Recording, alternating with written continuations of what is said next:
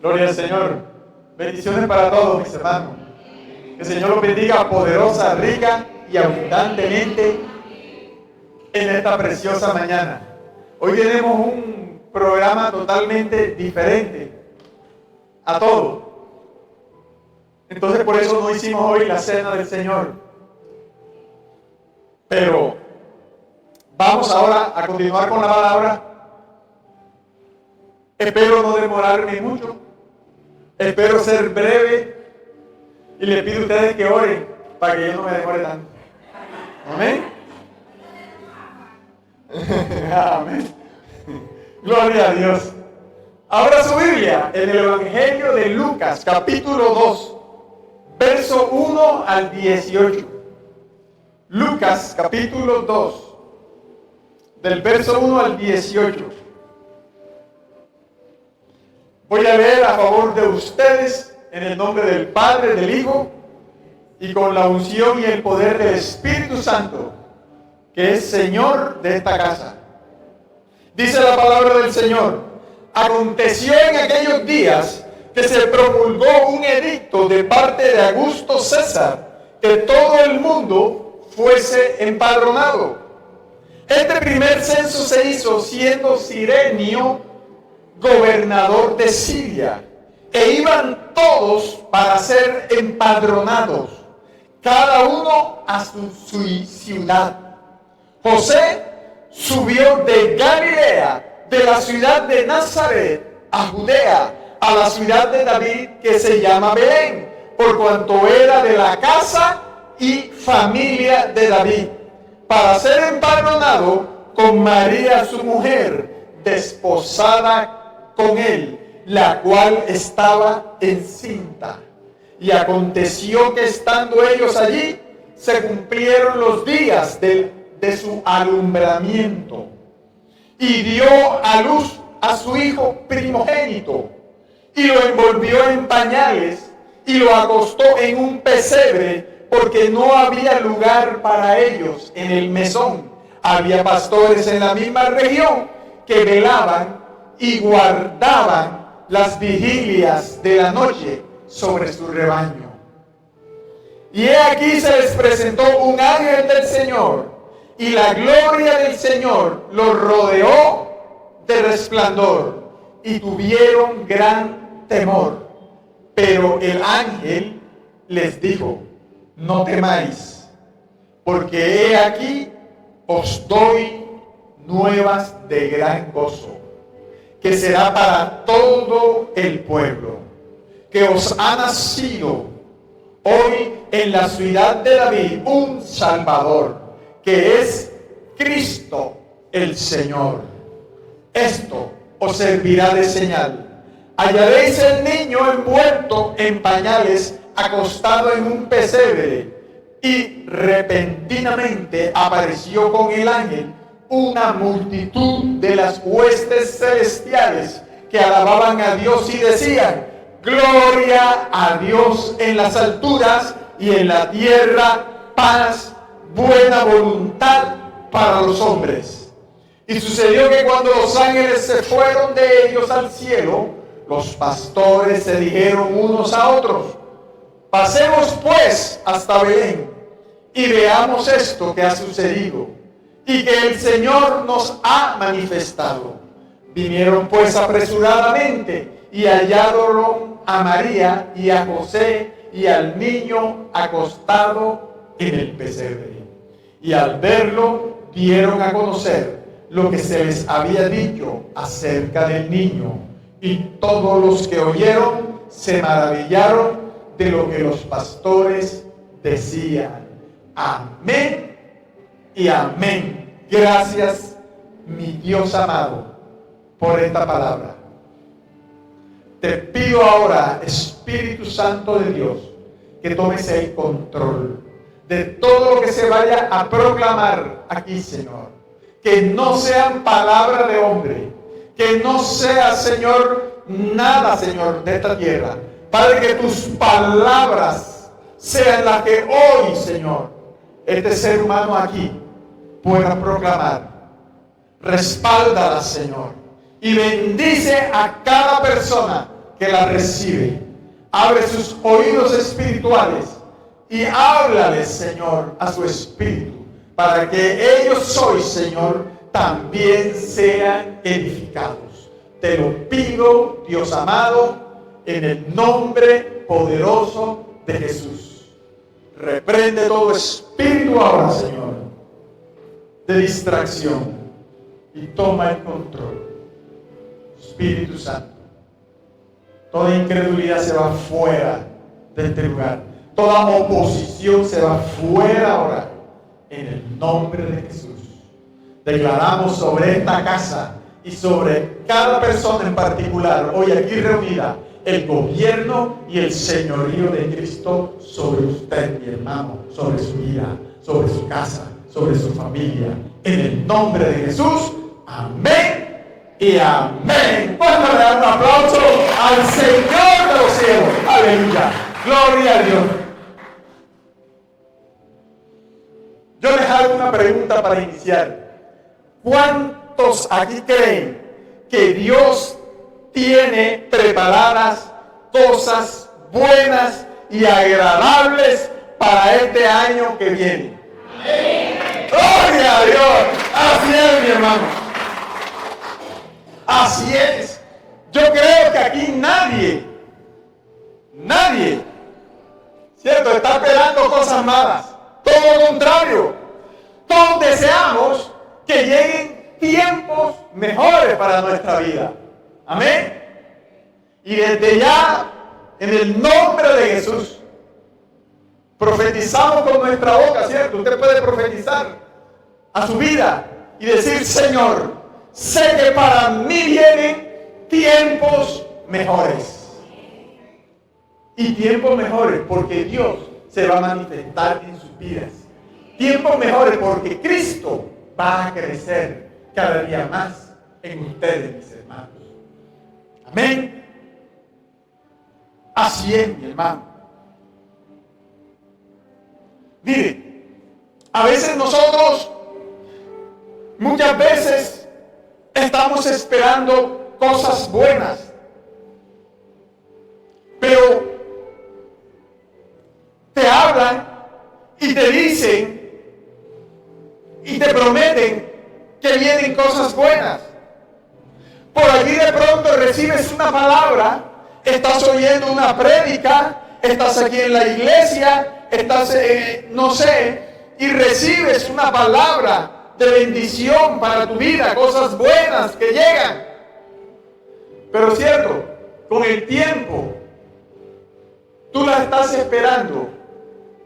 Y mucha gente, me he dado cuenta yo, que terminan desilusionados.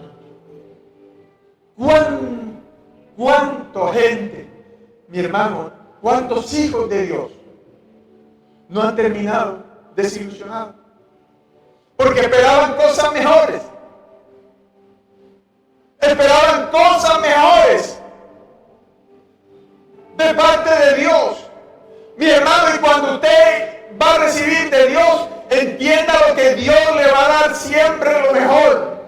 Porque Dios es un Dios bueno. Dios es un Dios que bendice a sus hijos. Dios nos ama. Y usted tiene que tener eso presente. Pero hay veces que nosotros, que nuestras expectativas nos sobrepasan. Y terminamos desilusionados. Dios no hizo. Yo le voy a poner un ejemplo sencillito. El otro día, yo estaba ilusionado, pero un ejemplo sencillo del mundo. Yo estaba ilusionado porque quería comerme un perro caliente. Sencillo. Y me dijeron que allí estaban los mejores. Como dice aquí mi amigo, 10 esos perros. Y yo fui con esa ilusión. Y cuando me lo sirvieron y comencé a comerlo, ¡qué desilusión! ¡Qué desilusión! ¿Por qué? Porque yo esperaba Mire, mi hermano, y el Señor nos habla y nos muestra cómo serán las cosas. Pero nosotros rápidamente nos formamos o nos inventamos una película muy distinta en nuestra mente. Porque usted como yo nos aferramos a expectativas humanas. Y un ejemplo clásico que yo siempre me acuerdo es el que está en Filipenses capítulo 4, versículo 19. Dice la palabra en Filipenses 4, 19, usted se lo sabe de memoria. Mi Dios pues suplirá todo lo que os falta conforme a sus riquezas en gloria en Cristo Jesús. Cuando usted recibe esa palabra, ¿en qué es lo primero que piensa? ¿Amén? Usted inmediatamente piensa que en dinero. ¿O me equivoco? Usted siempre piensa en dinero, ¿o me equivoco? Pero allí no dice dinero. Allí no dice plata. Allí dice riquezas. Y las riquezas de Dios no se limitan solo al dinero. También son dinero, ¿cierto? Pero no se limitan solo al dinero. Ahora usted no se me vaya a decepcionar por lo que estoy diciendo. Porque, mis hermanos, usted tiene que entender que hay muchas otras riquezas en gloria en Cristo Jesús. Y Él las suplirá en usted en abundancia. Amén. Mire, para no sufrir una decepción en nuestra vida cristiana, tenemos que aprender a poner los ojos en los propósitos de Dios. Tenemos que poner los ojos en los propósitos de Dios. ¿Qué significa eso, pastor? ¿Qué es eso? Eso es, mis hermanos, hablar el mismo idioma del Señor. Captar lo que Él nos está diciendo a su manera y no a la nuestra. Poner el pensamiento de Dios antes que nuestra imaginación. Los propósitos de Dios, mis hermanos, muchas veces nos parecen incomprensibles. Y muchas veces no entendemos por qué nos pasan las cosas que nos pasan. ¿Usted no lo ha pasado? ¿Ve? Pero ¿sabe qué? Al final, usted y yo podemos confiar en todo lo que Dios tiene preparado para nosotros. Él suplirá con creces todas nuestras expectativas, mi hermano. No se decepcione por eso. Cuando pasamos por momentos difíciles, cuando pasamos por adversidades, cuando llegan a nuestra vida las preguntas, ¿y por qué a mí si yo soy bueno? ¿Dónde está Dios? Si yo soy bueno, si yo diezmo, si yo doy ofrenda, si yo vengo a la iglesia 1 o 2 veces al mes, a los domingos. Pero ¿sabe una cosa? Yo sé que al final siempre entenderemos por qué Dios permitió que eso pasara en tu vida. Quizás ahora tú estás ahí y no lo entiendes. No entiendes por qué otros sí o por qué otras sí y yo no. Pero al final lo vas a entender. Aleluya. Entiéndelo, iglesia. Entiéndelo, mi querido y amado hermano. Dios tiene una visión, podríamos decirlo así, mucho más alta que la nuestra. Y por eso sus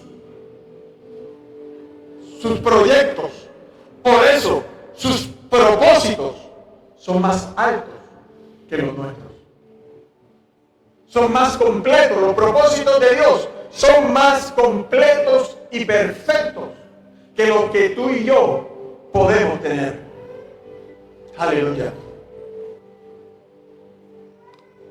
Aleluya. Le doy la gloria a Dios. Mire, la aparente tragedia, la aparente adversidad que muchos de ustedes están viviendo hoy, les aseguro, mis hermanos, que de aquí a un tiempo se transformará en alegría. Cuando veamos los planes de Dios cumplidos en nuestra vida. Por eso me gusta ese pasaje, y yo quiero que me lo pongas ahí, ese pasaje, Romanos capítulo 8, verso 18. Romanos 8, 18, dice: pues tengo por cierto que las aflicciones del tiempo presente no son comparables con la gloria venidera que en nosotros ha de manifestarse. Amén. Por muy difícil que lo estemos pasando, mi hermano, eso no se compara con la gloria que en nosotros, por el poder de Dios, se habrá de manifestar. Mire, José y María eran muy jóvenes y de acuerdo con la costumbre hebrea, ellos se casaban y se desposaban muy jovencitos.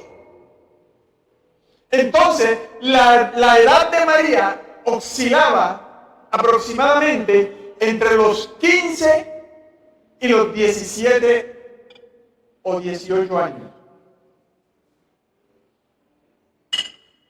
Y José podía ser un poco mayor que ella. Estaban comprometidos y de acuerdo a las costumbres judías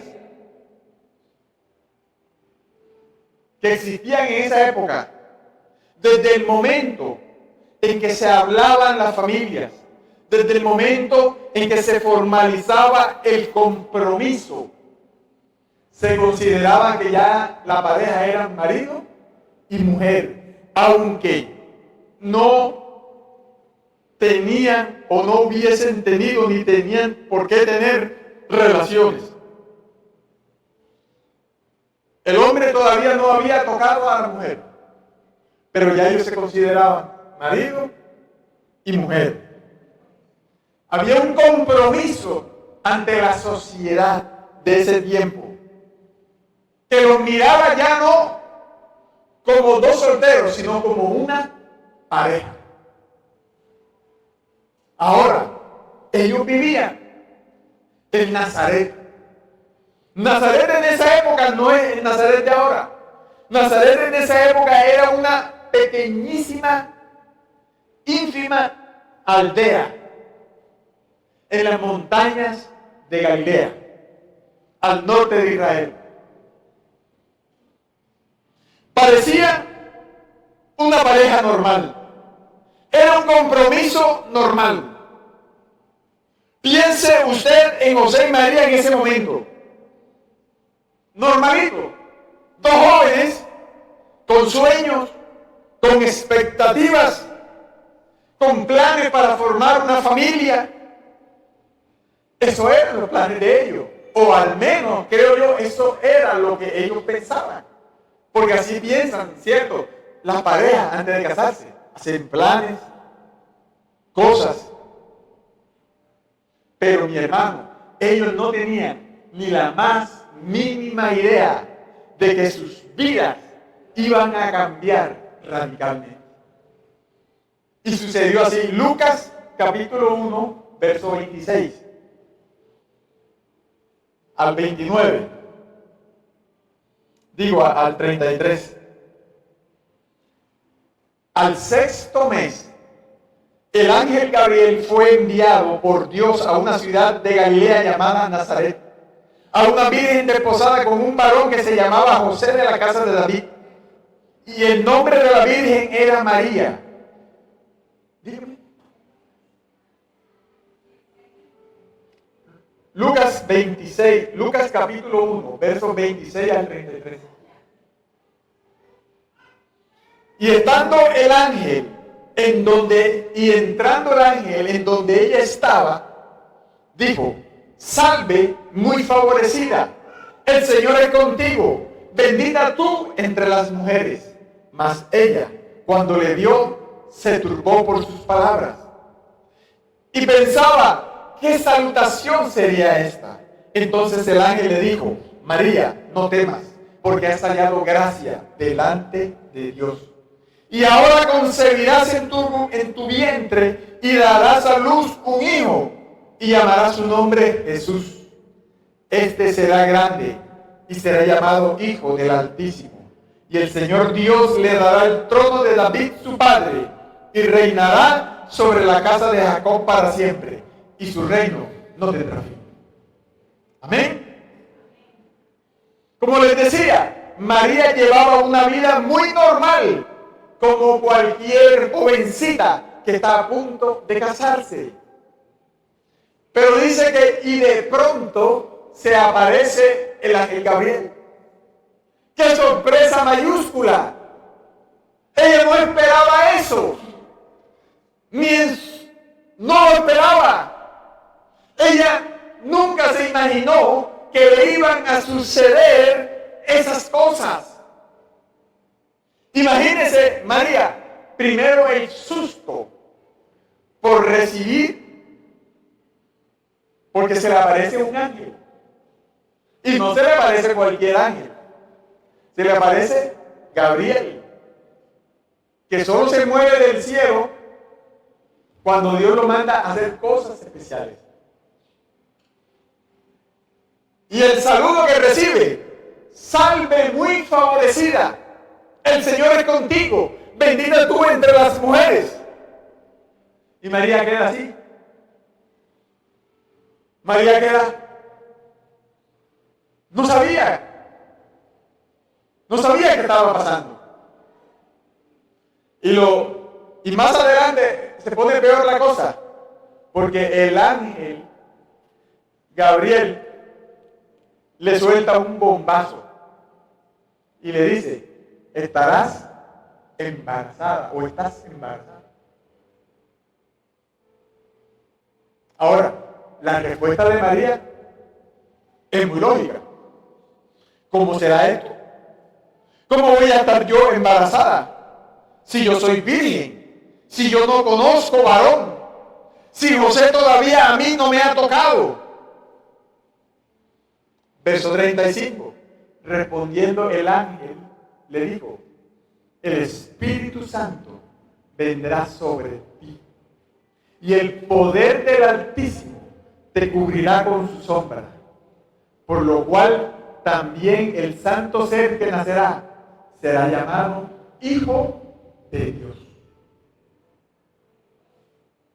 Gabriel le explica que no será concebido por una unión carnal de hombre con mujer, sino por el poder del Espíritu Santo, y que el hijo que llevaría sería llamado el Hijo de Dios. Ahora vamos con el novio. Yo tengo experiencia, todavía me acuerdo el día que me casé. Estaba emocionado. Así, me imagino a José emocionado porque se va a casar con una linda chica, buena, santa, jovencita. José era un joven muy temeroso de Dios. Y cuando un varón temeroso de Dios se va a casar, ¿busca a qué? Busca a una mujer temerosa de Dios para casarse. Amén. Un varón temeroso de Dios no busca una mujer del mundo. Busca una mujer que tema a Dios. Y José la encontró en María. Amén. Esto quiere decir que ellos tenían los mismos objetivos. Él sabía que María era una mujer limpia, era una mujer santa, era una mujer que honraba a Dios. Ahora, imagínese usted, póngase usted ahora en los zapatos de José.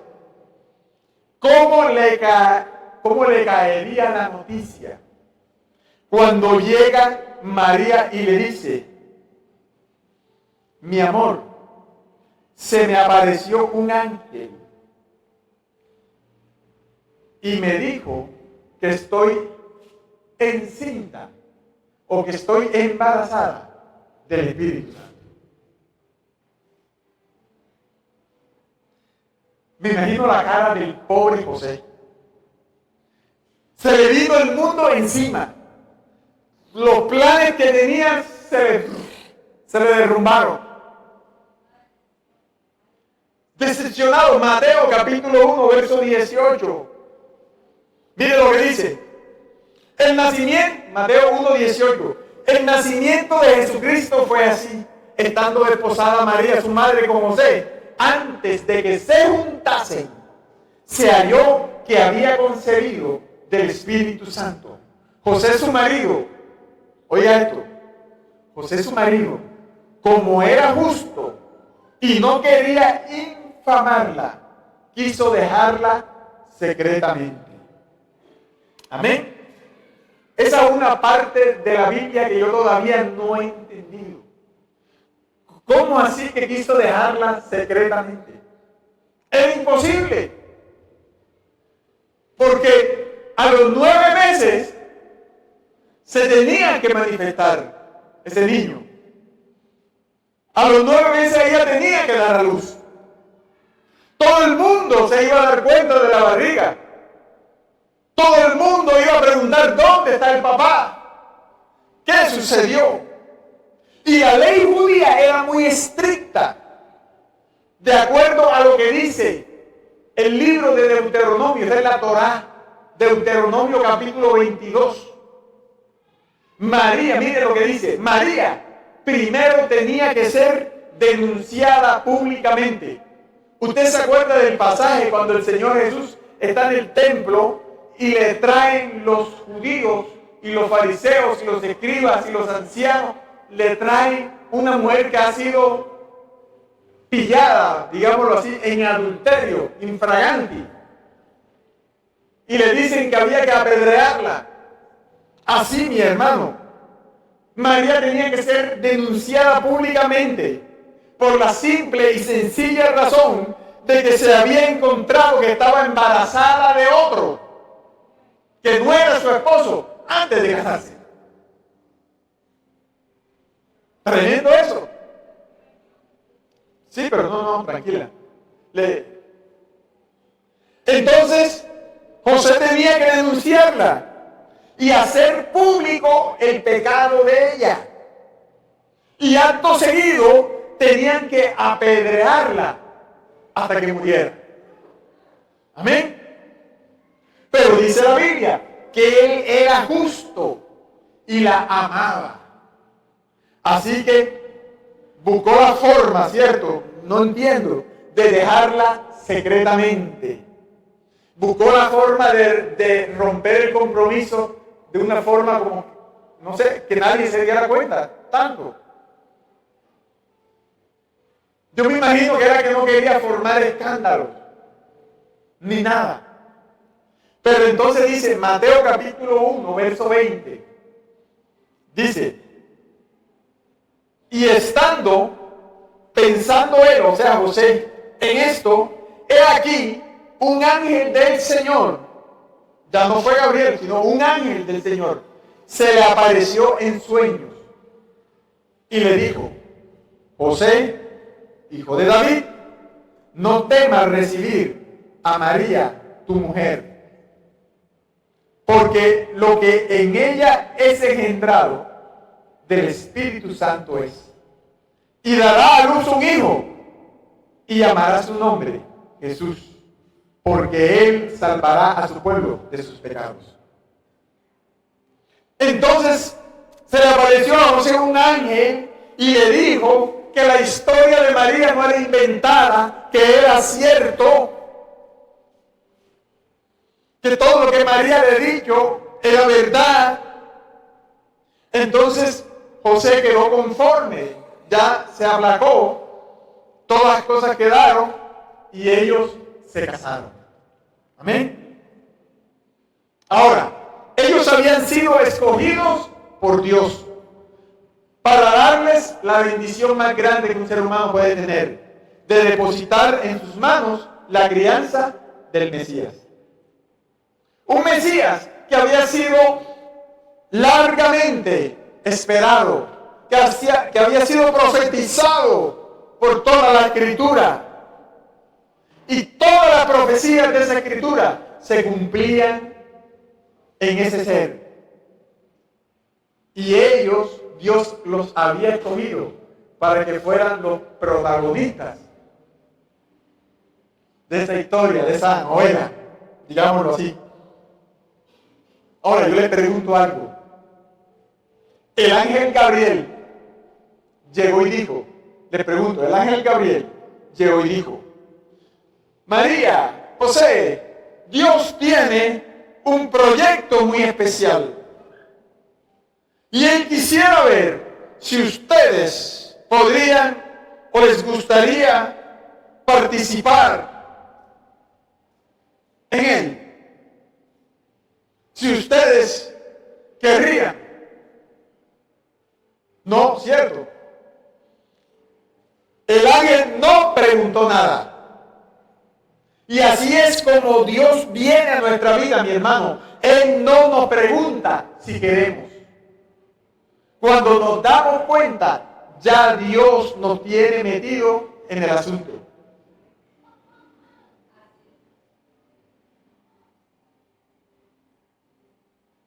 Bueno, ellos tampoco, a ellos no les preguntaron, pero ya ellos asimilaron, ellos ya estaban metidos en el asunto.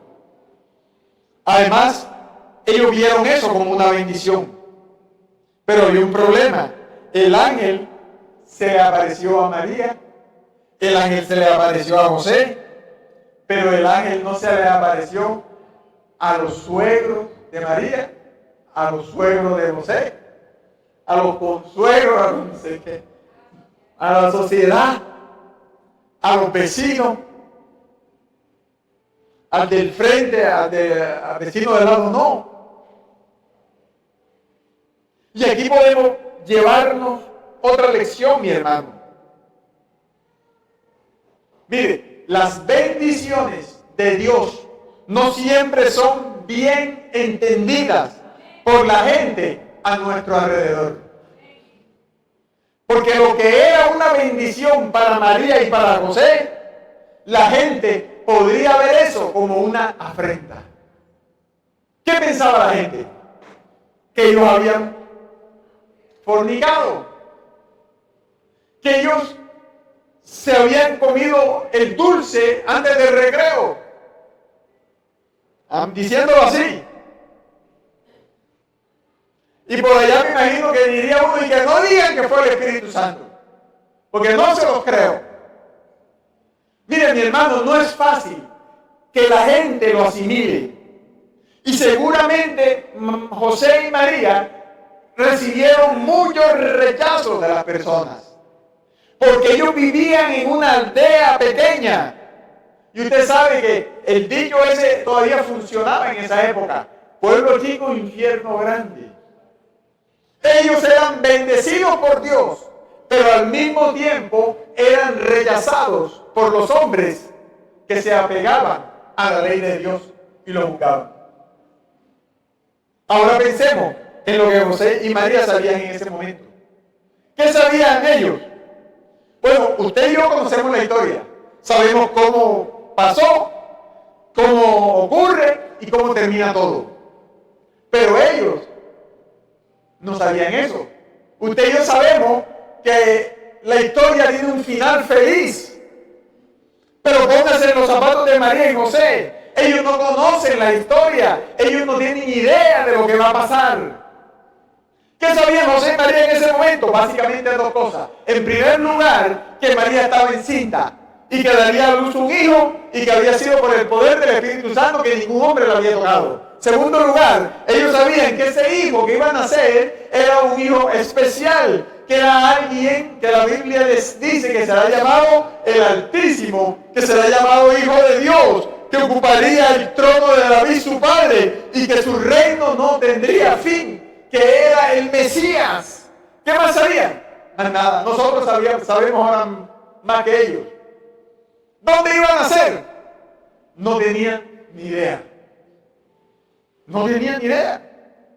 Y tenían una orden. Eso sí, tenían una orden. Que el niño tenían que ponerle por nombre Jesús. Y nada más. Nadie les había dicho, váyanse para Belén. O va a suceder esto y lo otro. O va a pasar esto o aquello. No sabían nada. Y mis hermanos, muchas veces Dios trata así con nosotros. Sabemos algo, pero no lo sabemos todo. Dios nunca nos adelanta lo que va a hacer con nosotros. Dios nunca nos adelanta lo que va a suceder. Y es aquí donde viene el problema. Porque como no sabemos exactamente lo que va a suceder, nos imaginamos cosas conforme a nuestros propósitos y a nuestros intereses personales. Y no a los de Dios.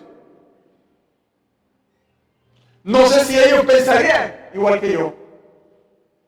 Pero a lo mejor ellos dijeron, aleluya, vamos a ser los padres del Mesías, del Rey de Reyes y Señor de Señores, del que va a ser Rey de Israel y nos va a liberar del yugo romano. Y me imagino que José pensaría, ahora sí vamos a salir de pobres. Sobre todo porque en aquel tiempo el concepto que tenían ellos de Mesías era un tipo de caudillo, un conquistador, un político, un personaje poderoso que iba a hacer la guerra y los iba a liberar del yugo del imperio romano, mi hermano. Y eso era lo que estaban esperando en Israel. O sea que la idea que tenían era que el Mesías vendría en cuna de oro, con las atenciones dignas de un rey terrenal. Eso es fácil. Eso es fácil que nos lo imaginemos, ¿cierto? Pero las cosas no son así con Dios. Por un lado van nuestros pensamientos y por otro lado van los pensamientos de Dios. Y al final lo que se ha de cumplir son los pensamientos de Dios y no los nuestros. Así usted haga lo que haga o se vaya para donde se vaya. Amén. Entonces, mire usted lo que hace Dios. Sucede que viene un decreto donde se daba la orden que cada quien debía dirigirse a la ciudad de donde era originaria su familia para ser censado. Y resulta que José y María, porque María también, ambos eran de la tribu de Judá y ambos eran, tanto José como María, eran del linaje de David. En otras palabras, David tuvo dos hijos. Y si usted sigue el linaje de ambos hijos de David, lo lleva hasta María y hasta José. Así es. Y la casa de David era en Belén. Era hijo. David era hijo de Isaí de Belén. Y Isaí era bisnieto. ¿De quién? De Ruth y de Boz. Mire por dónde. De Belén. De la casa Y Belén estaba lejos de Nazaret. Actualmente, entre Belén y Nazaret, en línea recta hay una distancia de 110 kilómetros. Quizás en este siglo XXI, año 2025, para nosotros eso no es nada. 110 kilómetros no es nada con tanta medio de transporte moderno que hay ahora. Carros, camionetas, de todo, motos. Mire, yo conocí un señor allí que yo sigo, que se fue desde la Patagonia, desde lo último de la Patagonia hasta lo último de Alaska, allá en el Ártico, en una moto C90, que ya son viejas, que ya casi ni hay por ahí por la calle. El hombre se fue hasta allá, en esa motito. O sea que eso, en una moto se va uno en menos de un día de Nazaret a Belén, en carro, lo que sea. Pero en esa época no había carretera, no había autopista, no había carro con aire acondicionado, ni ambulancia, ni nada, no había avión, ni helicóptero, no había nada.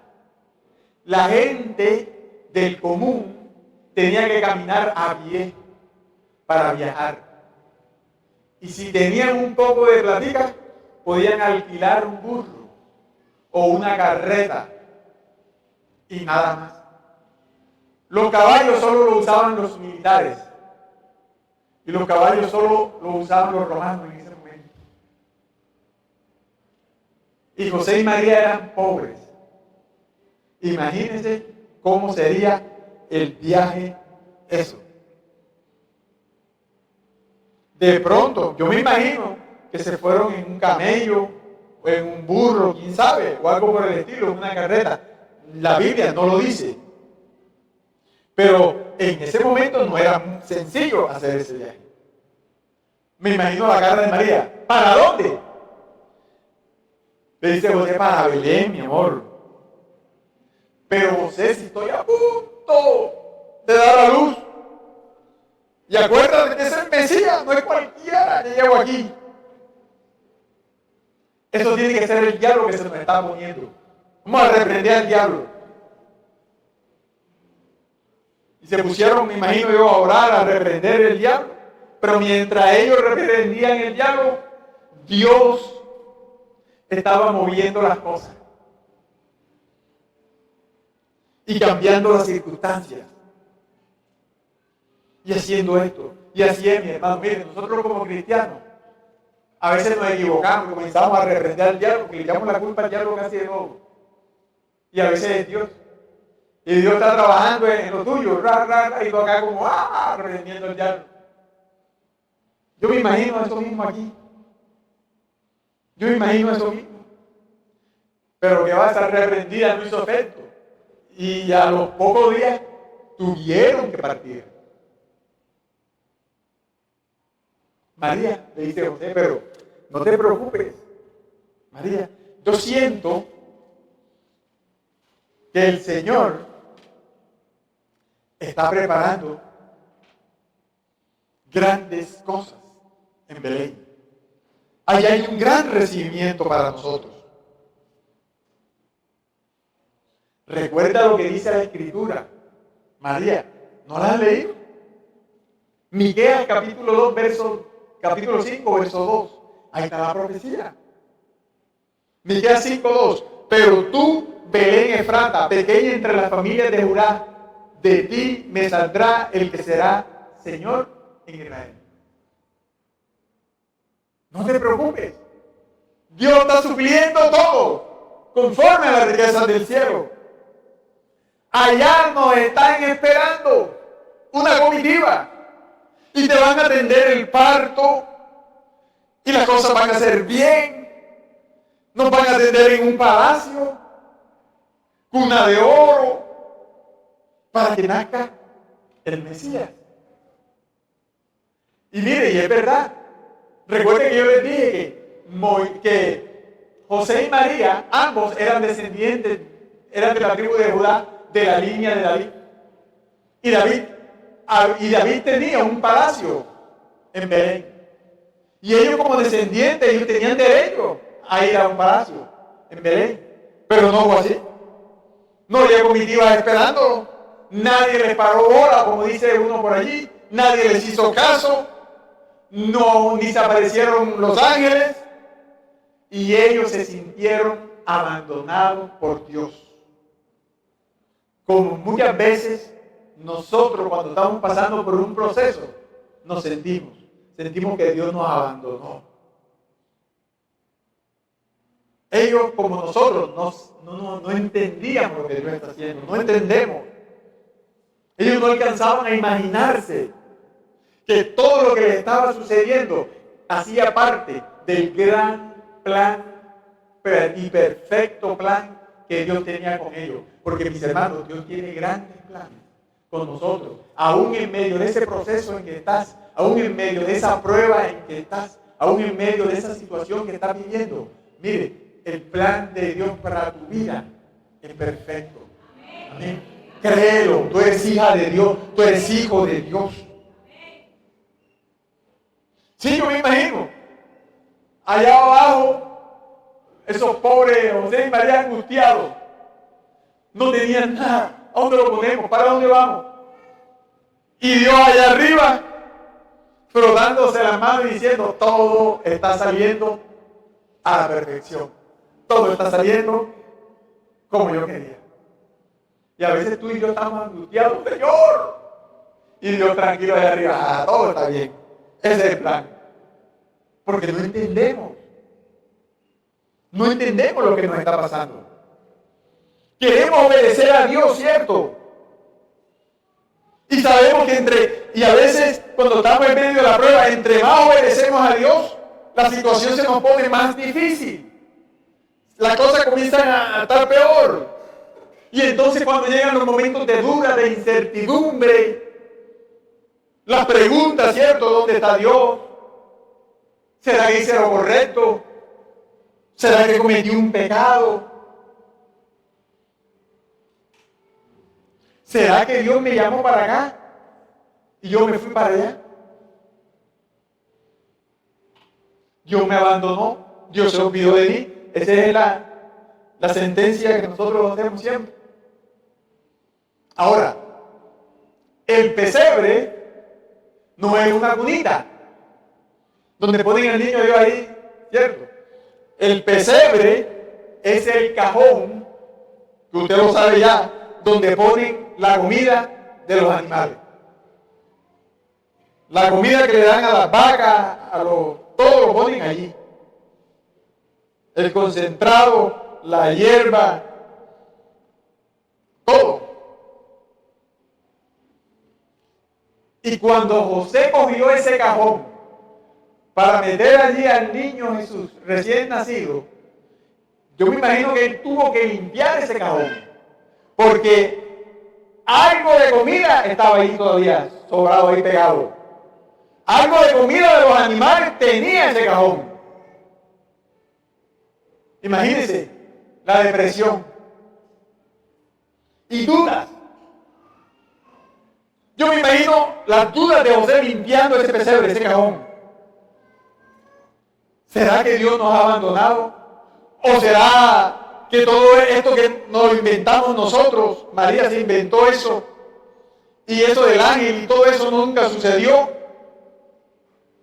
O lo peor, ¿cierto? Cuando estamos pasando por esos procesos, tenemos sentimiento de culpa. ¿En qué le fallamos a Dios? ¿Dónde está lo que hicimos mal? A ver, José, acuérdate, algo te debió haber dicho el ángel. Alguna instrucción se te olvidó y no la hicimos. Y por eso estamos mal. Esas son las preguntas, ¿cierto? Que pasan por nuestra mente. ¿Qué pasó? ¿Qué hice mal? La embarré, por eso es que ahora estoy así. Señor, pero si yo quiero honrarte, si yo quiero buscarte, si yo estoy tratando de hacer lo correcto ahora, y entre más hago lo correcto y entre más me porto bien, peor me va. El problema se pone más grande. La adversidad Dios mío. Mire, y dice la Biblia que cuando ellos están tristes, cuando ellos ya están en el suelo,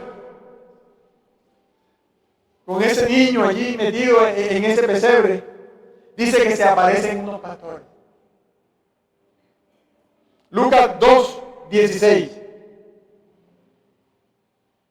Vinieron pues apresuradamente y hallaron a José y María y al niño acostado en el pesebre.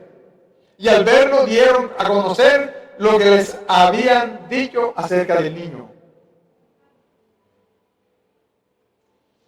Llegaron Lucas 2:16. José y María escucharon lo que decían los pastores. Ha nacido el Mesías. Yo creo que esa visita de los pastores para ellos fue terapéutica. Fue un bálsamo que fortaleció su fe, diría yo. Entonces ellos comenzaron a pensar, Dios sí estaba con nosotros. Las cosas tenían que pasar así. Ni José ni yo le fallamos a Dios. Entonces ya todo estaba bajo el control de Dios. Ahora, aunque ellos no veían, Dios los estaba guiando. Entonces, cuando eso sucede, entonces cuando nosotros decimos, sí valió la pena obedecer al Señor. Mi hermano, tú que estás en ese problema metido ahora, sí vale la pena obedecer a Dios.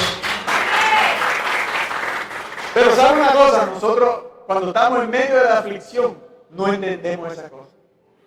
Sino ya al final, cuando ya todo se desenlaza. José y María estaban nerviosos, muy nerviosos. Pero Dios estaba tranquilo, Dios no se preocupaba. Para Dios todo estaba bajo control. Así todo estaba bajo control. Y así como Dios quiso que fueran las cosas, así fueron. Dios no había fallado. José y María tampoco habían fallado. Simplemente todo lo que le sucedió era lo que Dios quería que pasara. Amén. Ahora, escúcheme bien. Son pocas las veces que se habla de María en la Biblia. Después de esto, del nacimiento y de todo esto, encontramos a María otra vez en la Biblia. Cuando están en la boda de Caná. La encontramos también cuando María y sus hermanos quieren ver a Jesús. Y finalmente, María está allí viendo a Cristo colgado en esa cruz. Ahora yo quisiera cambiarte la escena y pasar a otro pasaje donde está María. En el libro de los Hechos, capítulo 1, versículo 14.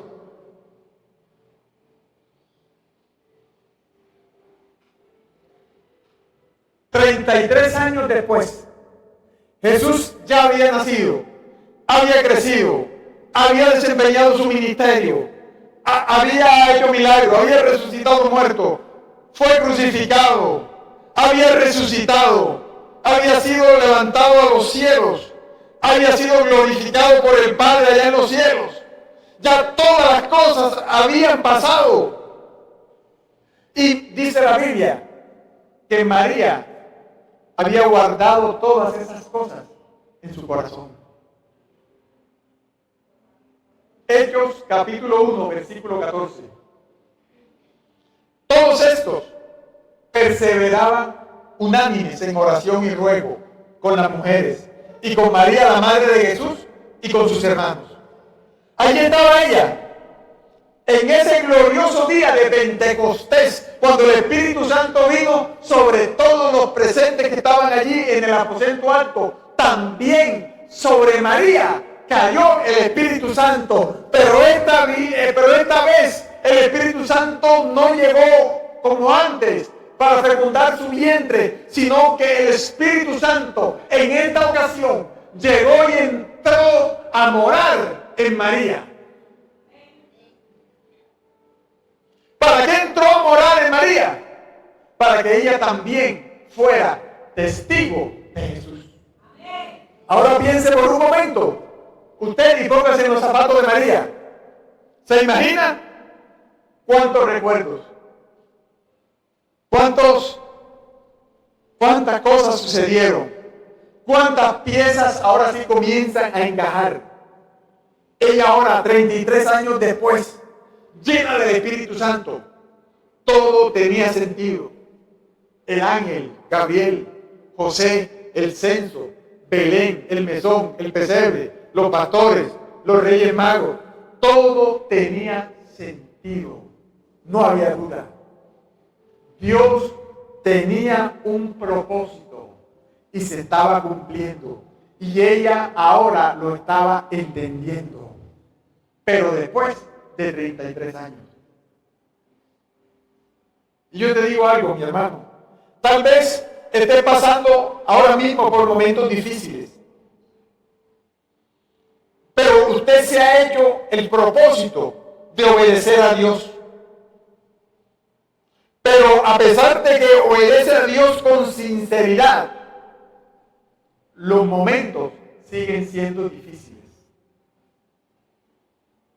Y muchos quizás se hayan llenado de dudas.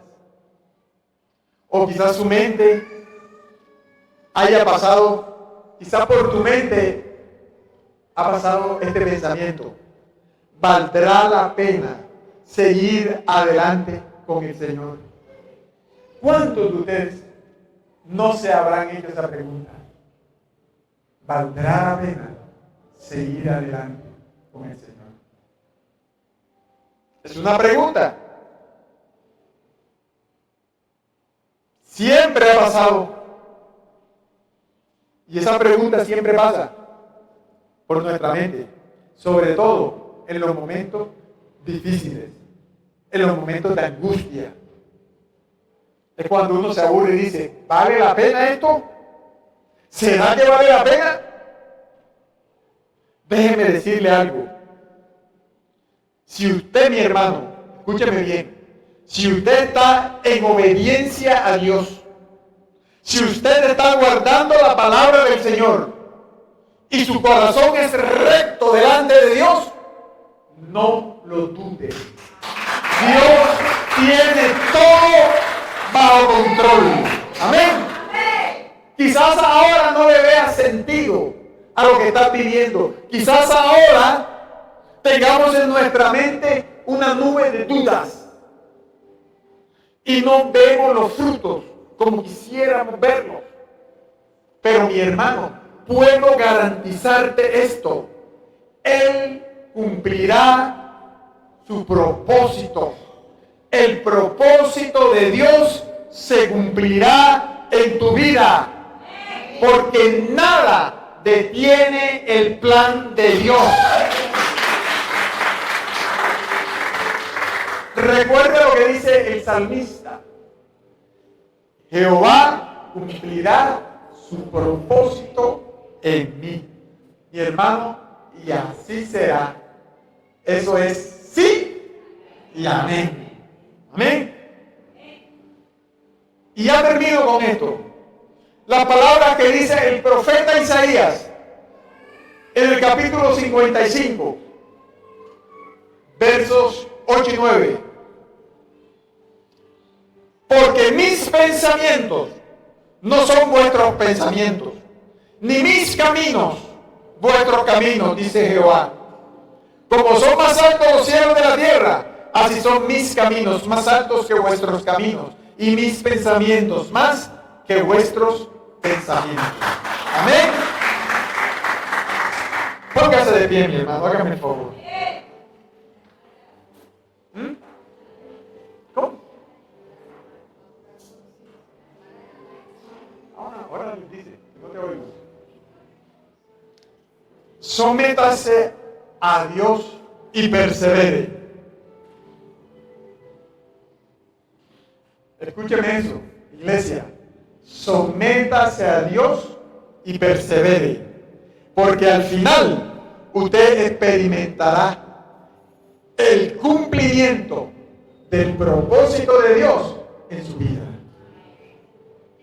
No importa lo difícil que sea la situación que usted está viviendo, el plan de Dios contigo es perfecto. Quizás usted ahora mira para todos los lados y dice, ¿dónde está Dios? No lo veo.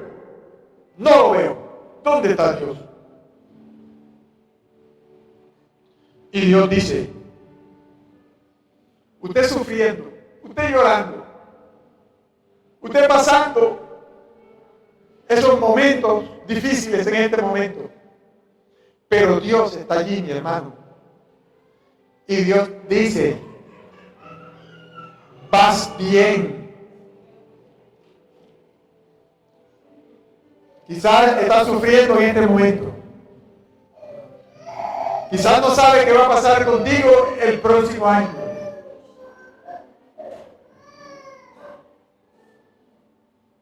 Pero sabes una cosa, Dios en este momento te está diciendo, vas bien. Hijo, hija, eso es lo que yo quiero. Mi propósito se está cumpliendo en tu vida. Y al final, cuando todo pase, lo comprenderás. Comprenderás por qué te tocó pasar por donde te está tocando pasar en estos momentos. Comprenderás por qué te tocó vivir todas las situaciones que estás viviendo en este momento. Quizás hay dolor, una enfermedad, una escasez, un problema legal, qué sé yo, tantas cosas que hay. Problemas familiares, con los hijos, con la familia, tantas cosas. Pero ¿sabes algo? El propósito que Dios tiene contigo se cumplirá, a pesar de todas las situaciones por las que estás viviendo en este momento. Dios te hace pasar por allí. Escuche la palabra, te hace pasar, pero no te deja allí. Por eso dice la palabra, aunque pases por las aguas, no te ahogarás. Aunque pases por el fuego, no te quemarás, ni llamas arderá. Así es, mi hermano. Quizás estás pasando por estos momentos, pero cuando la gloria de Dios llegue sobre tu vida, vas a comprender y le darás la gloria a Dios y le dirás, gracias, Señor, gracias, porque eso era lo que a mí me convenía.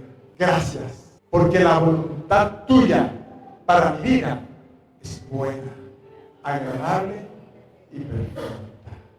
Que el Señor los bendiga, mis hermanos. Gracias, Señor, por este tiempo. Gracias, Señor, por esta palabra.